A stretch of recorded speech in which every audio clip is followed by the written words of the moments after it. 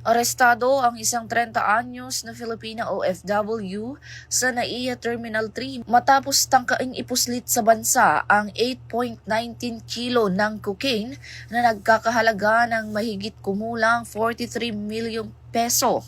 Ayon sa PNP Drug Enforcement Group, ang suspect na kinilalang si alias Vay na ay dumating mula Brazil via Doha, Qatar.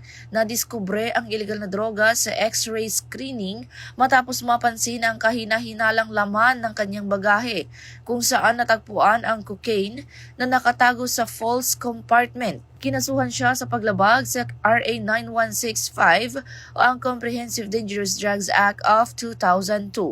Patuloy naman ang mahigpit na kampanya ng PNP laban sa illegal na droga, alinsunod sa bagong PNP para sa bagong Pilipinas. Serbisyong mabilis, tapat at nararamdaman.